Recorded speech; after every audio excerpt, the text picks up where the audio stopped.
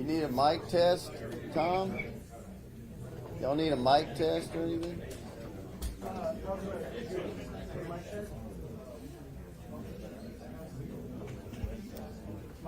Just a test. All right, this is just a test. We'll be starting shortly. This is just a test. Okay.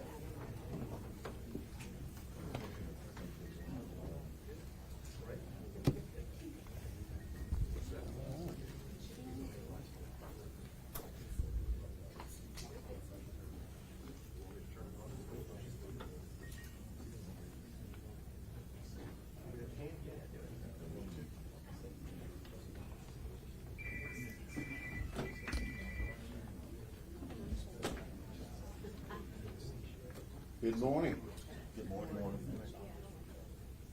My name is Brian Beam. I'm Calcasieu Parish Administrator, and for the folks in the room here, I want to welcome everybody to this public briefing for what is officially now Tropical Storm Francine in the western Gulf of Mexico. Today is September 9th, Monday, September 9th, 10 a.m. And as we've done in these situations before, we'll have a similar agenda today to cover preparation, expectations of what we might see with this storm here in our corner of the state, and hear from some of the public officials. So, we always like to start with the latest forecast, and for that, we have Roger Erickson with the National Weather Service here in Lake Charles, and he's been doing this for many years. He's excellent at it. We had a great meeting with him this morning. So at this time, I'll ask him to come up and give the latest forecast on Tropical Storm Francine. Roger. All right, thank you, Brian. So now that we have a tropical storm with a name Francine, we're looking at the storm heading towards Louisiana over the next 48 hours. So the latest forecast track has been shifting slightly to the east over the last 24 hours. The current projection for the landfall shows it being over in Vermilion Parish. However, we are going with a hurricane warning for Cameron Parish eastward to Grand Isle. For here in Calcasieu Parish, we're going with a tropical storm watch. So we're not going with a hurricane at this scenario for up here in Calcasieu because that's not what we're expecting here locally in Lake Charles. However, when we're talking about wind effects, storm surge effects, rainfall effects, there's still going to be factors going on across the area. So from a wind perspective, we're still got the possibilities of seeing winds gusting in the 50 to 60 mile an hour range during the day and into the evening hours on Wednesday. And with that kind of a wind speed, we're talking about the potential for some scattered power outages, maybe some trees blown down, and maybe even some roof damage to some houses. So that's something to be aware of from a wind perspective. Rainfall-wise, we're still looking at maybe anywhere from 2 to 6 inches of rain. It just depends on where the rain band's exactly set up. And so when the rain band is over the top of us here in Southwest Louisiana, you could have the possibility of street flooding when it's occurring. Obviously, when that happens at night, much more dangerous because it's harder to know how deep the water is on the roads at nighttime. So we always want people to be aware of their surroundings and be watching out for flash flood warnings that we'll issue when we're expecting the streets to flood. From the perspective of tornadoes, the tornado threat looks like it's going to be probably east of here during the day Wednesday. So that's good news from that perspective. And then finally, the storm surge perspective, we're looking at the potential for water being about 2 to 3 feet above normal starting Tuesday night and extending through maybe midday on Wednesday. But as the storm makes landfall Wednesday night, the winds here in Southwest Louisiana will shift to the north and that'll push the water back out. So timing for the surge threat is going to be starting Tuesday night through basically midday Wednesday, and then the threat will diminish beyond that. So when you think of the spots that typically have issues, of course, down at the coast, Johnson Bayou, Cameron, Grand Chenier, those areas are always an effect that you got to be paying attention to. But places up here in Calcasieu Parish that you need to be focusing on is things like Deatonville, anywhere that's along the Calcasieu River that typically would flood from when the rivers are running high. That's the spots where potentially you could see some flooding. Even up here into downtown Lake Charles and the North Lake Charles, along the river's effects, that's the spot that maybe there could be a little bit of flooding occurring during a time frame of Tuesday night through Wednesday midday. And then after that, the threat will be diminished. So that's really all I got for you guys from the weather perspective. Why don't you see if there's any questions on the weather? Okay. Anyone have a question on the weather? Yeah. When do you expect us to start actually getting some of the stronger winds on Wednesday? Gio, re-announce a question. So the question is, when are we going to see the stronger winds on Wednesday? We actually think the tropical storm force winds will start potentially as early, the earliest it would be Tuesday night, but more likely it would be Wednesday morning. So 7 o'clock in the morning for the tropical storm force winds. Thank you. I think, I do think during the day on Tuesday, as we see some of the rain bands moving in the area, we could see some gusty winds of 30 miles an hour, but that won't be sustained. Any other questions on the weather? Okay, thank you.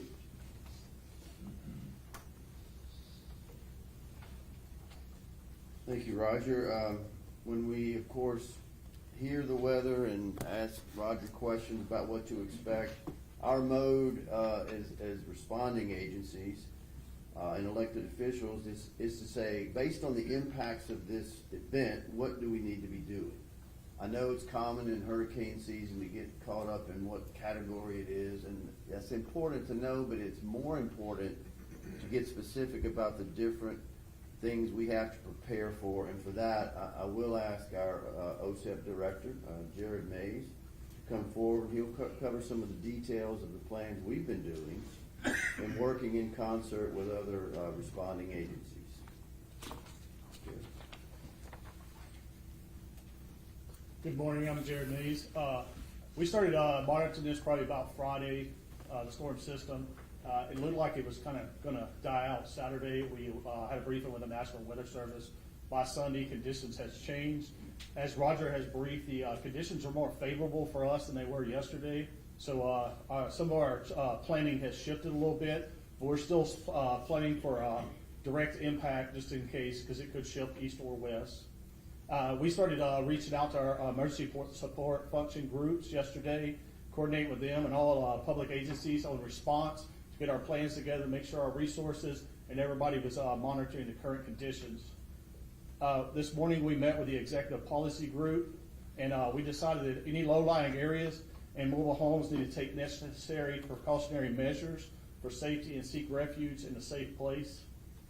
We've been working with our ESF 8 group, which is health and hospitals, for any medical needs that requires assistance to need to assess their needs for electricity or backup for medical machines, to be able to reach out to them so we can get the resources or any type of assistance we may have to provide with them.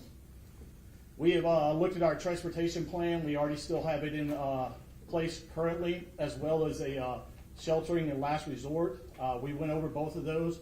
We are prepared to execute that as necessary. With the current conditions, we don't look like we're going to have to pull the trigger on that, so we should be able to move forward, hopefully without that.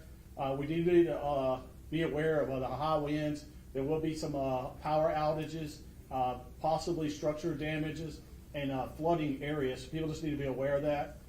We know the areas that normally flood, so we'll just monitor those. Post-storm, we'll do a damage assessment as we always do, and we'll work with the municipalities and throughout the parish to make sure they got the needs met. Does anyone have any questions at this time?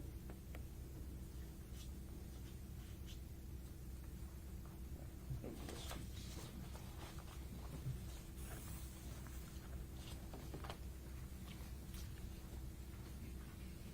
So I'll just restate what Jared mainly referred to, and let me remind everybody what the executive policy group is that Jared referred to. We've had this in place since the early 2000s. Calcasieu Parish has a good system of leadership.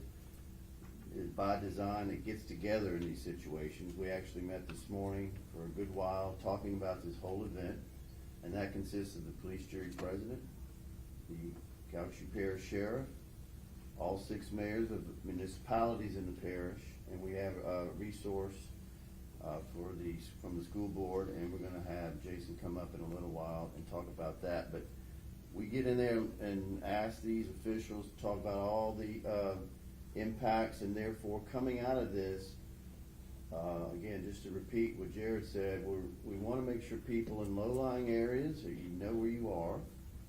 If you're in a mobile home type situation, just please take precautions as needed. We aren't expecting it to be as bad as it could have been, but it could be, and please take caution appropriately.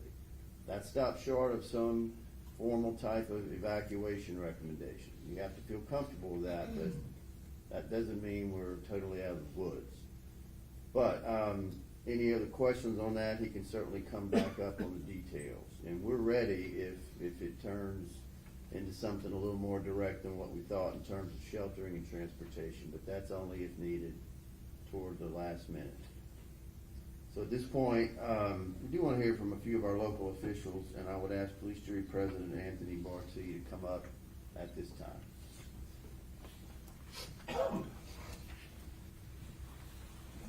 Thank you, Brian, and again, thanks to everyone for being here. You know, we've been monitoring the situation. One thing for sure, as a group, you know, we always have to hope for the best but prepare for the worst. So with that in mind, I have signed an emergency declaration to Calcasieu Parish.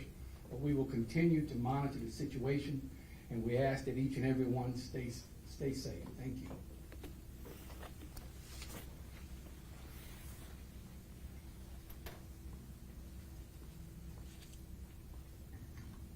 Okay, thank you, President Bartee. And next, I'd like to ask Sheriff Stitchgill to come forward and cover from the law enforcement side.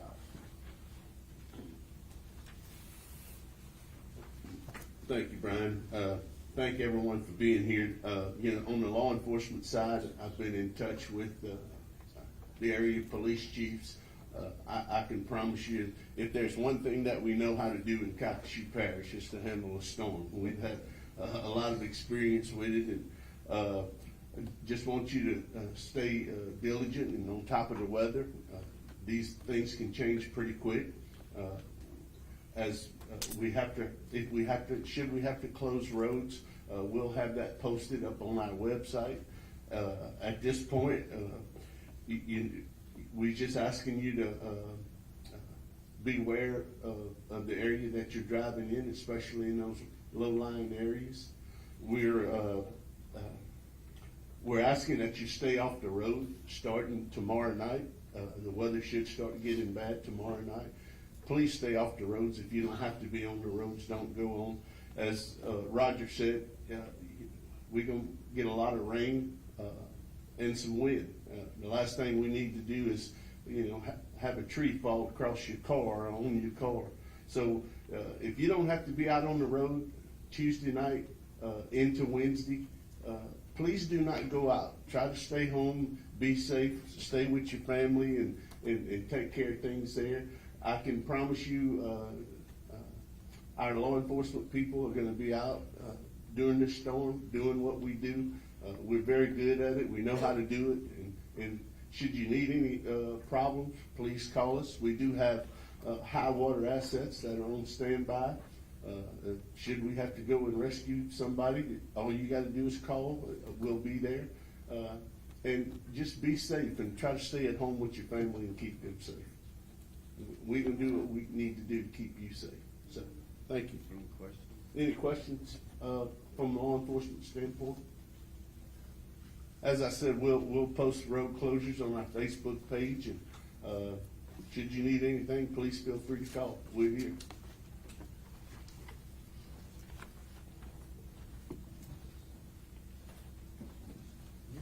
Thank you, Stitch, very helpful. One of the folks we have in these meetings, as I mentioned, is the school board superintendent, Jason Van Meter. He was in this morning, very helpful. Y'all know this, what schools do has a big impact on the other parts of the community. And so we want to make sure we're working together on that, and I feel strongly about that. He's been a big help. I know he's still new in the position, a lot going on, but we appreciate his time. And at this point, we'd like to hear a few words from Calcasieu Parish School Board Superintendent Jason Van Meter.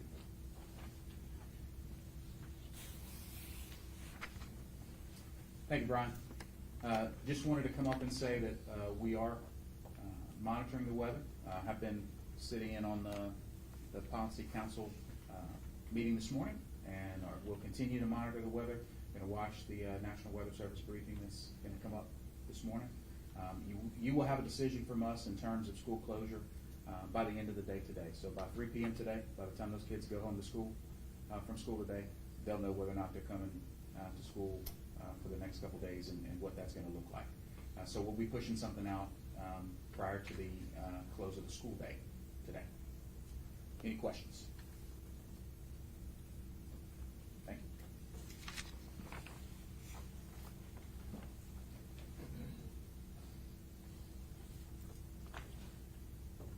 That was our designated list of speakers. I think I know the answer to this, but are there any other questions?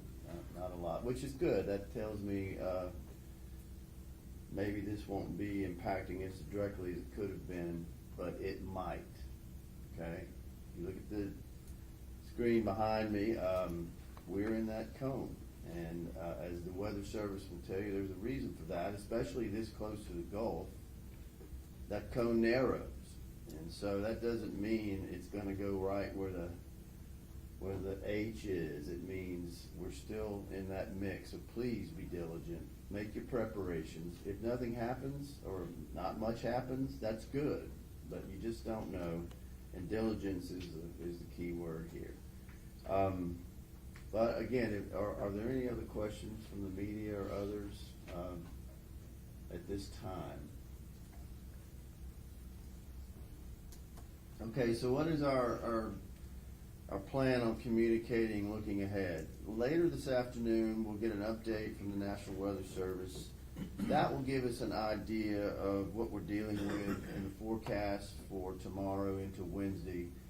And so we haven't planned a follow-up public briefing yet, but we will announce this afternoon if we do plan to have one tomorrow morning. And if we do, it would be at the same time here at 10 o'clock. But we're going to wait and make that decision later this afternoon. So at this time, if there are no other questions, we will conclude this public briefing for Tropical Storm Francine. Thank you.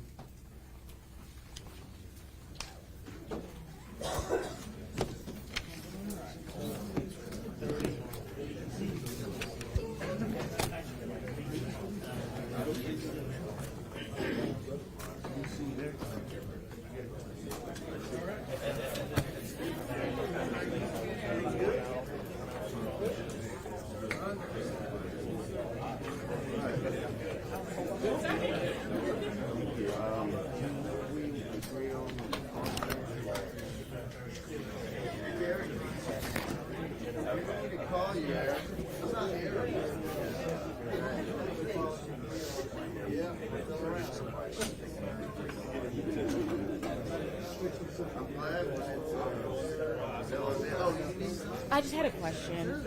We got a question on our Facebook asking if the debris from the Capital One explosion could hinder anything.